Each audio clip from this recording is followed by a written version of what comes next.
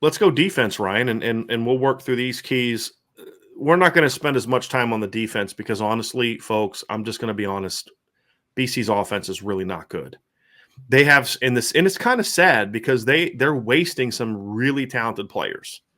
As we said earlier in the week, this is a very dangerous group of skill players because of Zay Flowers and Jalen Gill and Jaden Williams and Joseph Griffin the Jr. coming off the bench and George Takis and Patrick Garwo's okay. I mean, he was a 1,000-yard runner a year ago, and when Phil Dracovic this year has had a clean pocket, his numbers have been pretty good. It's just he doesn't get a clean pocket very often, and then you look at kind of why they're not good and why they're only scoring 19 points a game, and you're like, it's because they have one of the worst offensive lines in football. The weather this weekend, remember when the weather for Navy or the Clemson game was coming out, said, who doesn't really help us? Well, I think it's kind of neutral. I think it hurts Notre Dame in some ways. It helps Notre Dame in other ways. It hurts Clemson in some ways and hurts Notre Dame and helps Clemson in other ways. It wasn't really a thing where, like, if Notre Dame would have played exactly the way it played on November 5th and Clemson would have played exactly the same way it played on November 5th and the weather was 2-mile-an-hour winds, I think the game plays out exactly how it would have played out. I don't think it was limiting for good. There was nothing Clemson tried to do that I thought, gee, the weather's hurting them from doing what we saw on film. There was really nothing like that. Yeah. This is a game that I think the weather is going to really hurt Boston College way more than it's going to hurt Notre Dame because they can't run. And so for Notre Dame, it's just about, dude, don't allow them to be good at something they haven't shown all season they're good at. That's not really a key to the game. That's stating the obvious. There are 4 things beyond that. You can't let a team that has twice this year, Ryan. I'm going to say this, and you're going to think I'm being hyperbolic, and I'm not. You're facing a rushing offense that twice this year has rushed for 4 yards or for less than 5 yards in the game. Rushed for less than 5 yards in the game. They had 4 yards rushing at Virginia Tech, and they had -1 yards rushing at NC State. And they won the game because they can hurt you throwing the football. So you're going to have some weather things that are going to help you. I would imagine they're going to try out and somewhat establish. They're going to try to get the run game going in some way, whether it's jets, reverses, all those other kind of things. But this is a team that's going to try to beat you throwing the football. So key number 1 is hit the quarterback early and often, whether it's Phil Dracovic or Emmett Moorhead.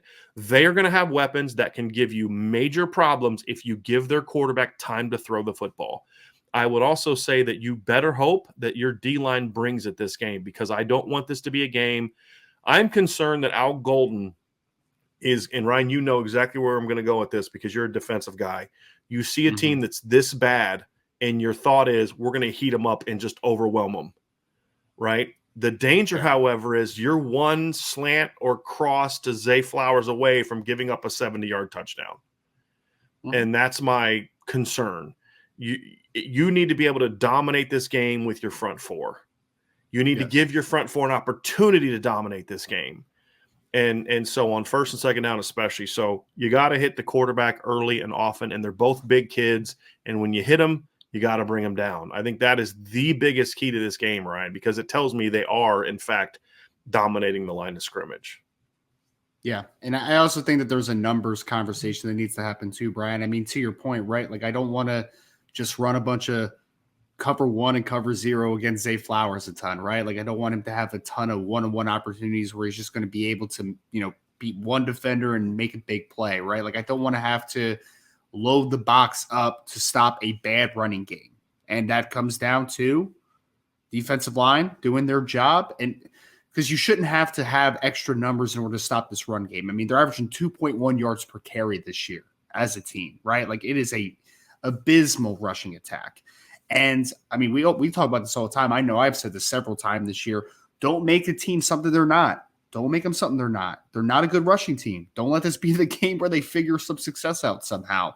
And that starts with the front 4. It does. This is a Isaiah Foskey game. This is a Jason Adamalola game. This is a Riley Mills game. And it needs to be because there is some players outside. We mentioned Zay Flowers a billion times this week, and for good reason. I mean, the kid's already got an East-West Shrine invite. He's probably going to be a Senior Bowler when all is said and done. Probably a top 100 pick, probably a day 2 pick when all said and done. He's an excellent football player. Jalen Gill's no slouch. There's a reason that he was at Ohio State originally, right? There's no reason. And Notre Dame there's a offered reason him. he was. Exactly. George Takis is no slouch. We know all about George Takis. Pat Garwo, when he has some rushing lanes, ran for 1,000 yards last year. He's not a slouch either. But where they make their money is on the perimeter. They have a lot of skill at the wide receiver position. So I don't want to sacrifice the numbers to stopping a bad rushing attack because I'm not doing my job, and then have to sacrifice numbers to stop Zay Flowers, to stop Jalen Gill. Don't make Boston College something they're not, and that starts with the defensive line and then moves back into the second level of this defense. Shut down this run game and have to protect yourself on the perimeter and stop this passing attack, because that is ultimately where Boston College is going to try to win this football game. That's right into point 2, Ryan. Point 2 is contain Zay Flowers. You can't let him beat you because he can. You got to contain Zay Flowers more than anybody else. Zay Flowers is a 60-yard touchdown waiting to happen. And when Phil Dracovich's in the game, that's especially true. Because Phil can throw it over the head of a defense. And Phil's a Western PA kid. I promise you Phil Dracovic has thrown in conditions like this before, if he's healthy. Emmett Morehead's arm, I don't think is quite as strong in that regard. But if he gets in, if the wind's to his back especially, he can get over the top of your defense. So points 2 and 3 to me, Ryan, go together. Contain Zay Flowers, avoid the big mistakes. Meaning, don't have Phil Dracovic sacked or Emmett Morehead sacked and then let him spin off, roll around, and throw the ball 60 yards down the field over your head for a touchdown. You can't do that. Don't blow an assignment. Let Zay Flowers, don't give up the inside when you're not supposed to.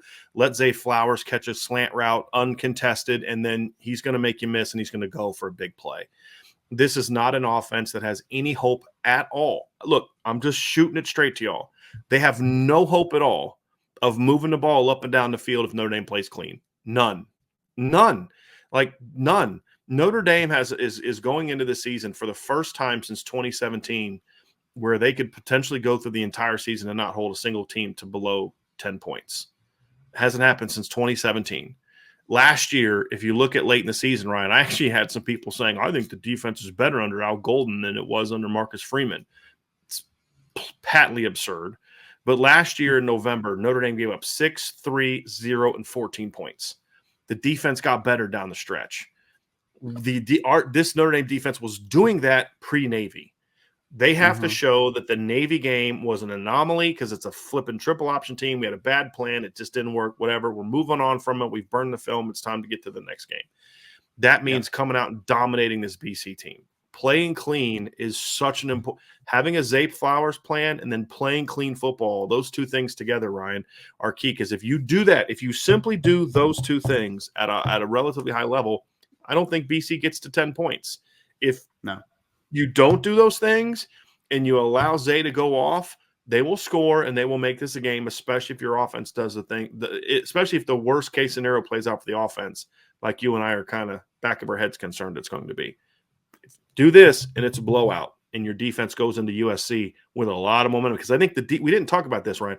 I think the defense needs a confidence boost after the second half of Navy. They were looking around. They were shook. They didn't know what to do. They need to get their confidence back because their defensive confidence was rolling going into that Navy game. I mean, they were dominant against Syracuse. They were dominant, even more dominant against Clemson. And then that Navy thing messed it up a little bit, right? Get that back and just really roll BC going into USC. I think we could have maybe gone with that as key number one, is get your confidence back. But these are all part of it. These are all things that will then get you your confidence back, Ryan.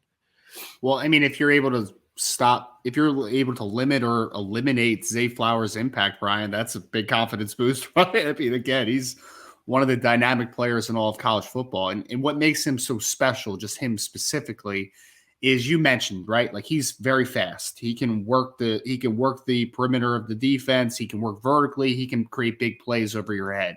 He can also catch a short pass and be a yak guy and make people look stupid in the open field. And not to mention, once in a blue moon, they'll give him a jet sweep and he can work some stuff in the run game as well. He can do everything. And he's a big play waiting to happen in so many facets of the game. Just like every week we talk about that an opposing defense is going to have a Michael Mayer plan, you have to have a Zay Flowers plan because that's the guy that if you are not right, if you're not correct, you're not assignment sound, he can take one to the house and he can take a couple to the house. He's that type of a football player. I mean, it's been even with offensive line being an issue all year and quarterback play being inconsistent and injury riddled for Boston College, Zay Flowers is still getting his, man. He's almost got 1,000 yards this year, and it's with a lot of things working against him. He's a dynamic football player. And again, I don't want to undersell the fact that, like, hey, Jalen Gill's pretty good too, right? Like, they have some other players that Joseph can Griffin's hurt you. A pretty good player too, yeah.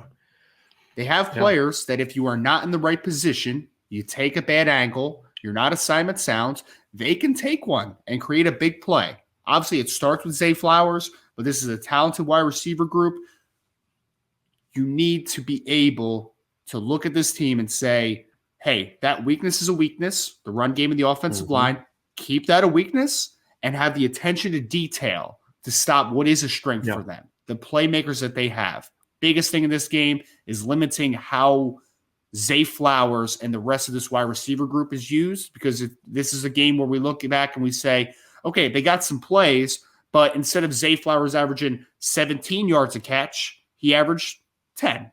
He averaged 11. Right. Like, that's limiting impact is the biggest thing for me against this wide receiver room. Ryan, they had 329 yards of offense against NC State.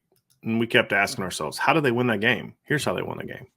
Couldn't run, but here's what happened. Zay Flowers had 7 catches for 130 yards and 2 touchdowns. That's why they won. That right there is why they won.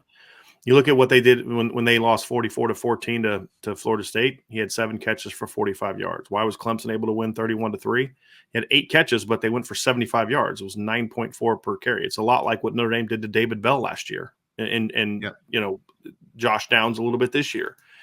If you look at UConn game, 2 catches for 35 yards. You know, in games where they've really struggled to move the ball, Zay doesn't have as great of an impact. And so, but see, here's why we didn't do Zay Flowers' plan first. Because if the quarterback's on his back, can't throw the ball to Zay Flowers. That's true. I mean, it's as simple as that. And then that also Zay Flowers' plan is to get the quarterback on his back. Yep. Exactly. And then the last part is it all ties together is get the ball. If you can rattle the quarterbacks, get to them a lot, they're going to sail some balls, they're going to miss some throws. The wind is going to help with that a little bit. If you can keep Zay Flowers from really taking this game over, then all of that leads to there's going to be some balls put on the ground. There's going to be some throws get up for grabs. And that's where the defense can play its role in really bearing this football team. Give your offense short fields. Stop drives with turnovers. That's a way, especially if they can do it early, because the defense didn't finish great against UConn or UNLV, and you wondered how they're going to come out. But then what did they do against Syracuse? First play, they get a pick 6, and then that kind of helped get them into it. And then Syracuse scores the next play, but you could just see some confidence building of that, or the next drive. You could see some confidence building from that defense after that first play. Get the ball. That's a big thing. You're starting to see this team turn. I mean, they couldn't turn the ball over at all to start the season. I mean, they had two turnovers through the first. I'm actually gonna look this up because it's actually kind of funny. They had 5. No, that's Boston College. Excuse me. I want to go to Notre Dame here real quick because this numbers are like 3. That's not right. This is a really kind of a funny but sad statistic. Through the first 7 games of the year, they had 3 turnovers. They've had 5 in the last 3 games. So you're getting to that point now where you're starting to turn it over a little bit more, and BC is a team that can be prone to turning the ball over. And so this is an opportunity for you to say, hey, what's a great way to win a game? Get the ball, right? And that's, they had 3 turnovers against UConn, played a big role in their loss. They only had 1 turnover against Louisville, helped them win. It's a big part of it. So get the ball. And if you can do that, then you'll have a chance to really bury this team, because it's not just about winning. It's about playing your game. And BC's 3-7. You should win this game. You're not going to get a cookie because you beat BC. You're going to get a cookie because you out there and dominate BC the way a good team is supposed to dominate a bad team. And that's what we want to see in this game. Special team, same thing, Ryan. Play clean.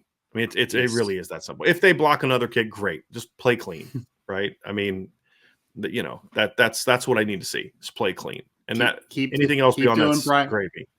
Yeah, I was just going to say, keep doing what Brian Mason's preaching, right? Like that's the end of the day, is that for the most part, I mean, the pump block has been incredible, but what's been so nice is outside of maybe the field goal unit, the special teams has just been consistent all year, man. Like kick coverage has been pretty good. Punt coverage has been pretty good, minus like one return for BYU in that football game, right? The punt return game has been pretty good. So just play clean and don't hurt yourself against a bad football team. 100%.